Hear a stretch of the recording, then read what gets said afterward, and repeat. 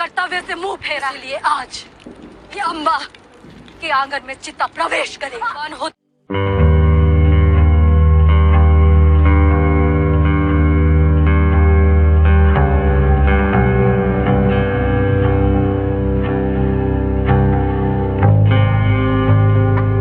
मैंने अपनी पिछली वीडियो में आपको बताया था कि भीष्म काशी नरेश की तीनों कुमारियों का अपहरण करके उनको हस्तिनापुर ले आते हैं और उनमें से अंबिका और अंबालिका के साथ तो विचित्र वीर्य विवाह के लिए राजी हो जाते हैं, किंतु अंबा के साथ नहीं। दूसरी तरफ शाल नरेश, जिनका कि स्वयंवर में अम्बा ने वरण किया था, वह भी उनसे विवाह से इनकार कर देते हैं।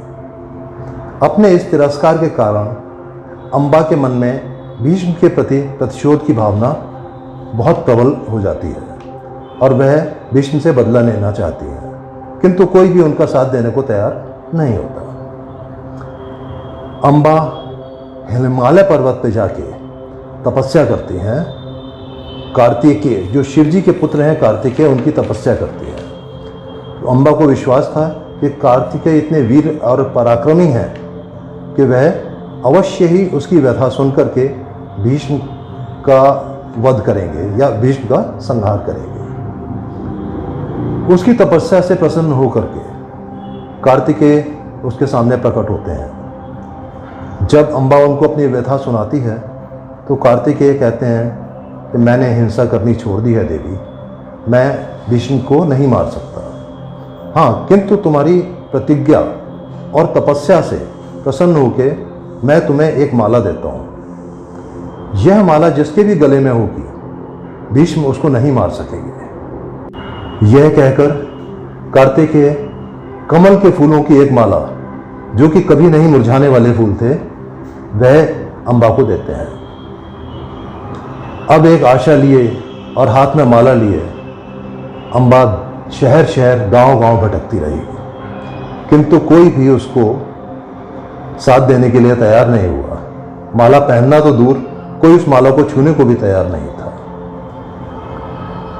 इधर उधर भटकते हुए तब अंबा को परशुराम जी के बारे में पता चला, जो कि भीष्म के गुरु थे। वह ढूंढते ढूंढते ढूंढते ढूंढते परशुराम तक पहुंची। जब परशुराम से वो मिली तो उसने परशुराम को अपनी सारी कहानी बताई। जो जो उसकी आप बीती थी, जिस तरह उसके साथ में उसका तिरस्कार हुआ, अपमान हुआ, वह सब उसने परशुराम जी को बताया। परशुराम ने यह सुनकर कहा कि ठीक है, मैं भीष्म से बात करूंगा, सब ठीक हो जाएगा। फिर परशुराम जी ने भीष्म को बुलाया। भीष्म ने पहुंचकर अपने गुरुदेव परशुराम जी को प्रणाम किया और उनसे बुलाने का प्रयोजन पूछा। तब परशुराम जी ने कहा, यह शपथ और प्रतिज्ञा की बातें बहुत हुई, अब तुम अंबा से विवाह करो। ये उस समय की बात है कि जिस समय हमारी सभ्यता का विकास हो रहा था। उस समय कोई कानूनी कार्रवाई नहीं होती थी, कोई कानूनी दस्तावेज नहीं होते थे, कोई लिखित प्रावधान नहीं होता था, कोई लिखित कानून नहीं होता था। उस समय जो जुबान से कह दिया आदमी उसको निभाता था, किसी भी हद तक उसको जाना पड़े, चाहे मर जाए, लेकिन जो उसने वचन दिया उसको निभाता था।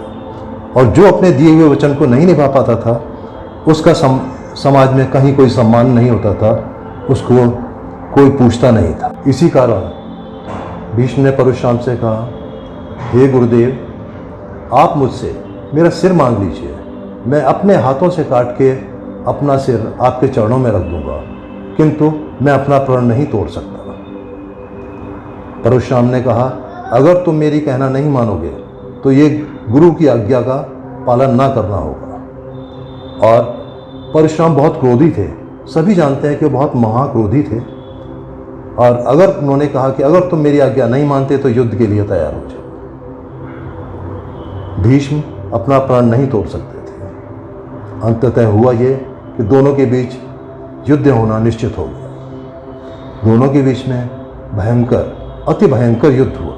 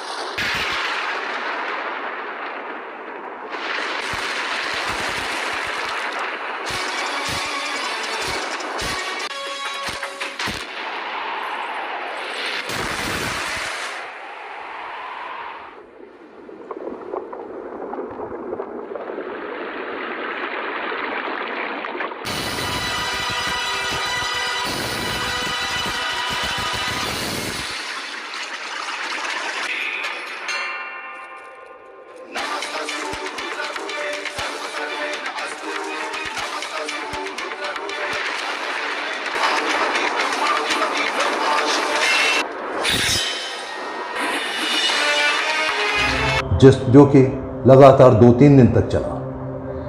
कोई निर्णय नहीं हो पाया उस युद्ध का, क्योंकि कोई भी किसी से कम नहीं था, कोई किसी को परास्त नहीं कर पाया। आखिरकार देवताओं ने आकर के इस युद्ध को रुकवाया। वहाँ से निराश होकर अम्बा अन्य कोई विकल्प ढूंढने के लिए निकल पड़ी। भटकते भटकते वह पांचाल देश पहुंची, जहाँ के राजा द्रुपद थे। उस समय भारत का दूसरा सबसे बड़ा साम्राज्य पांचाल ही माना जाता था। अम्बा सोचती थी कि अगर द्रुपद मान जाएंगे तो द्रुपद ही ऐसे व्यक्ति हैं जो भीष्म का मुकाबला कर सकते हैं, किंतु द्रुपद ने अम्बा से मिलने से भी मना कर दिया। अम्बा वो कमल के फूलों की माला वहीं पांचाल देश में उनके महल में एक स्तंभ के ऊपर टांग करके वहाँ से निकल पड़ी। अब उसे और कोई मार्ग नहीं दिखाई पड़ रहा था। आखिरकार वह वन में तपस्या के लिए चली गई। वहाँ जाकर उसने शिव जी की घोर तपस्या की। उस तपस्या के दौरान उसका सुंदर कोमल शरीर सिर्फ हाड़ मांस का बन के रह गया था। उसकी तपस्या से प्रसन्न होकर शिव जी उसके सामने प्रकट हुए। जब अम्बा ने सारी अपनी व्यथा शिव जी को सुनाई तो शिव जी ने कहा, अम्बा, इस जन्म में तुम्हारे तो यह संभव नहीं है, किंतु हाँ, अगले जन्म में तुम भीष्म की मृत्यु का कारण बनोगे। ये मेरा वरदान है। जब शिव जी से यह वरदान अम्बा को मिला, उसके बाद अम्बा ने स्वयं अपना आत्मदाह कर लिया।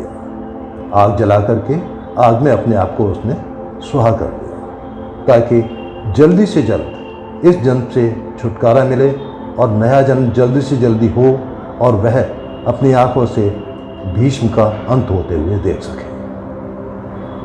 तो ठीक है दोस्तों, इससे आगे की गाथा लेकर के मिलता हूँ अगले वीडियो में। तब तक के लिए नमस्कार।